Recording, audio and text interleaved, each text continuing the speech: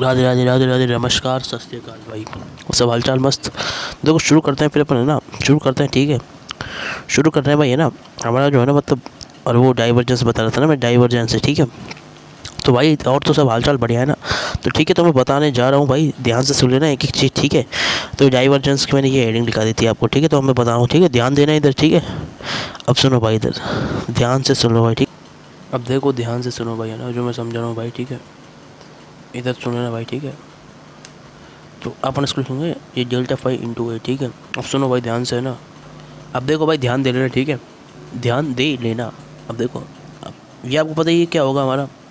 देखो ये तरीका ये भाई, देखो है ना, देखो delta by delta X I cap plus delta by delta five ये J cap delta five by delta Z K cap, ठीक है। मल्टीप्लिकेशन हो जाएगा किसके साथ में भाई, ध्यान से सुन लेना भाई। किसके साथ मल्टीप्लिकेशन हो जाएगा, एरिया वेक्टर मतलब ए एक्स। नीचे लिखता हूँ भाई, ठीक है, यहाँ लिखता हूँ, ठीक है। अब देखो देखो अभी रुक जो दिखेगा, अब दिखेगा अच्छे से। ये लो भाई, ये लो, ठीक है। A X I cap A Y J cap A Z K cap, समझ गए ना। ए जेड के कैप भी तो आएगा इधर, ठीक है। तो ये हो गया भाई, ठीक है। तो बात समझ में आ गई। ऐसे लिखेंगे और ऐसे लिख के करेंगे तो ये कहीं ना कहीं, है ना।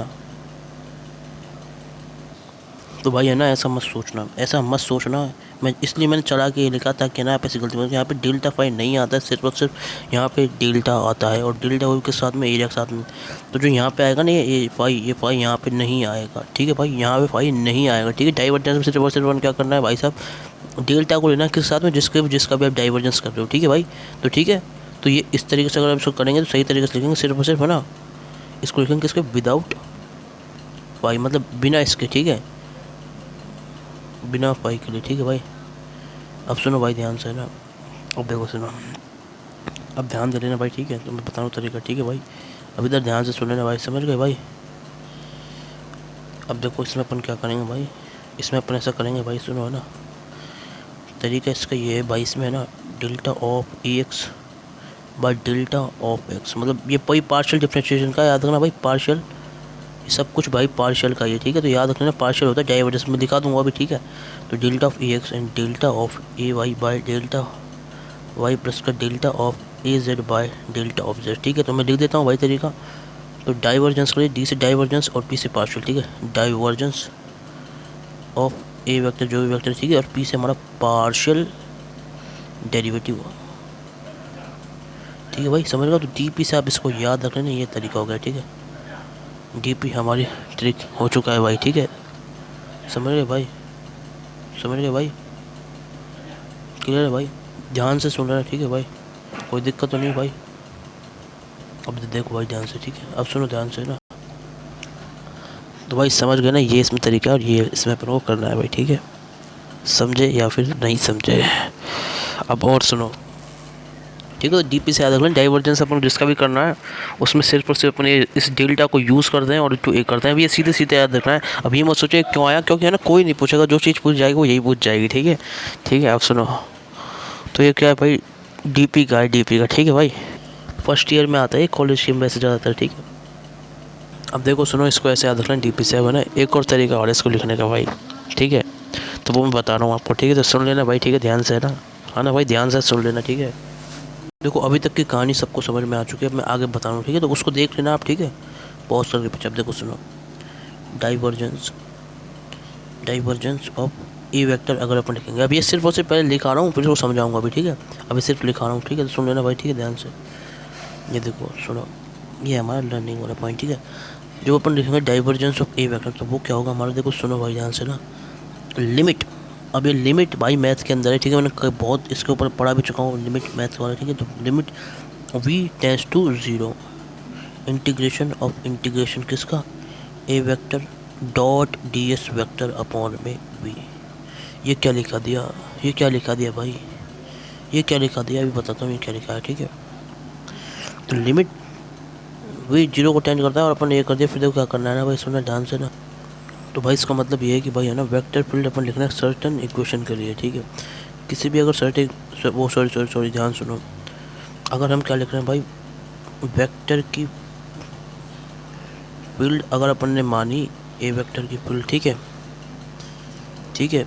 वेक्टर की फुल मानी अपन ने ए वेक्टर की, किस में सर्टन कोई भी रीजन है हमारा, कोई भी रीजन के अंदर अगर अपन ये मानते हैं भाई, तो सुन लो भाई ध्यान से, ठीक है। अगर अपन ने माना और भाई अपन ने इसमें दूसरी चीज़ क्या मानी, वी क्या मानी भाई, ये सिर्फ बस भी अंग्रेजी है, अंग्रेजी मतलब वो एक्सप्लेनेशन का तरीका, ठीक है ना।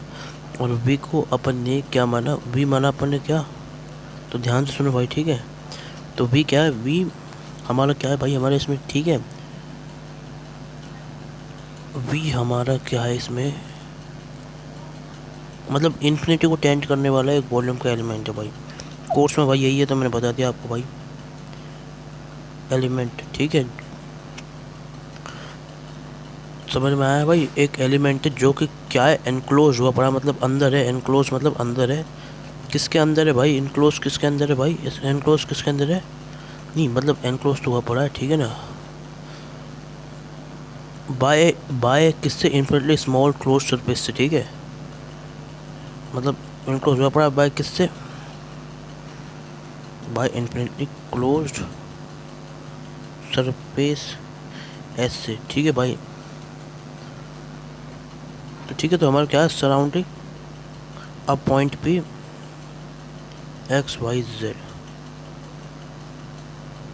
नहीं क्लोज सरफेस का जो पॉइंट है ना वो सराउंड होता है पॉइंट पी के थ्रू, वो सराउंडेड है, मतलब उसके उसके पास में एक पॉइंट पे उससे सराउंडेड है, उसके आसपास में सरफेस के, ठीक है, तो वो पॉइंट पे एक्स वाई जेड, ठीक है। जो हमारा एनक्लोज होता है, देखो यहाँ पे मैं लिख देता हूँ, अच्छे से लिख देता हूँ, इन पे इन्फिनिटी वाला एलिमेंट है, इसका वॉल्यूम क्या है, इन्फिनिटी वॉल्यूम एलिमेंट, ऐसे वही कोर्स में लिखा है, ठीक है। तो जो हमारा एनक्लोज होता है बाय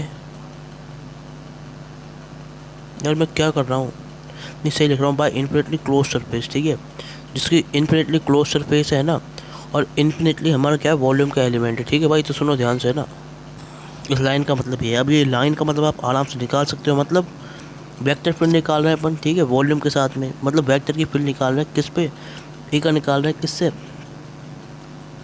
वी एलिमेंट का, तो उसको डिवाइड करते हैं भाई, इसमें इसका तो कोई एक्सप्लेनेशन है, चाहो तो इसे आप छोड़ सकते हो, कोई नहीं पूछेगा इसको, लेस इंपॉर्टेंट मैंने वैसे ही बता दिया है, जिसको पढ़ना है तो वो पढ़ ले, इसलिए मैं इसमें ज़्यादा टाइम नहीं दे रहा हूँ, ठीक है, ज़्यादा टाइम नहीं दे रहा हूँ, तो ना अब मैं आपको समझा रहा हूँ उसको याद करने की ट्रिक, ठीक है।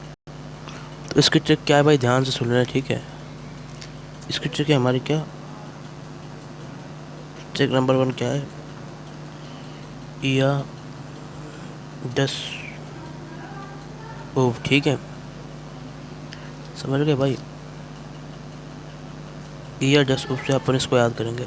देखो क्या है, ई से हमारा इंटीग्रेशन है, ए से क्या है, area into D S, area into D S, ठीक है, इंटीग्रेशन किसका, area into D S upon में भाई किसका, ये बी का, ठीक है भाई। तो या 10 से आप इसको याद रख लेना भाई, ऐसे ही याद कर रखा है भाई मैंने, तो इसे ऐसे ही आप याद करें, ठीक है, या 10 समझ गए ना, या 10 मतलब, तो इस तरीके से आप इसको सोच सकते हो, डाइवर्जेंस, बस ये हो गया हमारा डाइवर्जेंस, ठीक है।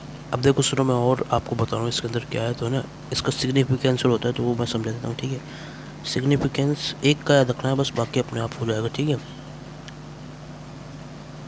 अब देखो केस 1 क्या है भाई, अगर हमारा क्या हो, डाइवर्जेंस अगर अपन कर रहे हैं किसका, ए वेक्टर का, ठीक है, तो वो अगर है ना हमारा पॉजिटिव है, डाइवर्जेंस अगर हमारा ए वेक्टर का क्या है भाई, पॉजिटिव है, तो अपन क्या करेंगे उसमें, ठीक है, तो हमारा क्या होगा, जो फ्लक्स है ना, वो फ्लक्स हमारा एक्सपेंडिंग नेचर का होगा, समझ गए भाई, फ्लक्स हमारा एक्सपेंडिंग नेचर होगा, ठीक है।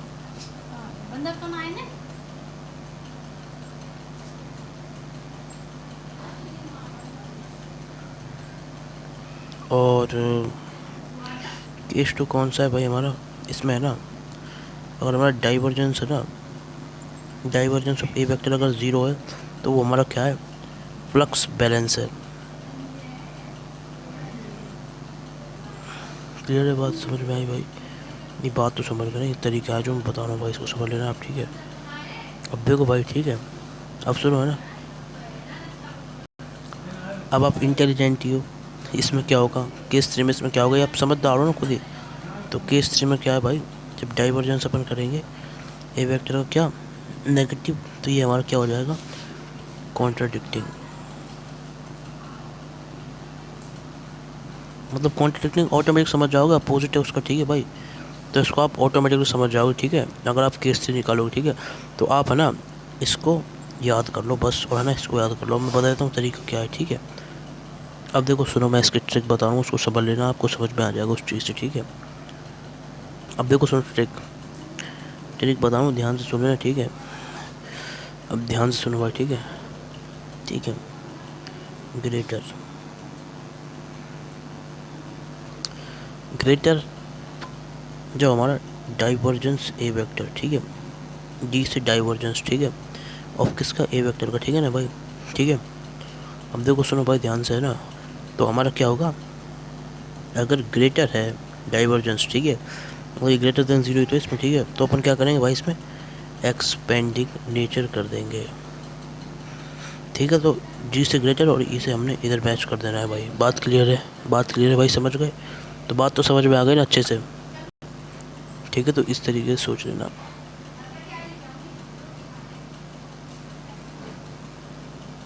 ठीक है। तो इस तरीके से कर लेना भाई, ठीक है, ठीक है भाई। तुम बता रहा हूँ ना, सुन लेना ध्यान से, है ना। तो ग्रेटर में अपन क्या करेंगे, डाइवर्जेंस ऑफ ए को अगर ग्रेटर देन जीरो कर दे तो एक्सपेंडिंग हो जाएगा नीचे, ठीक है, समझ गए भाई।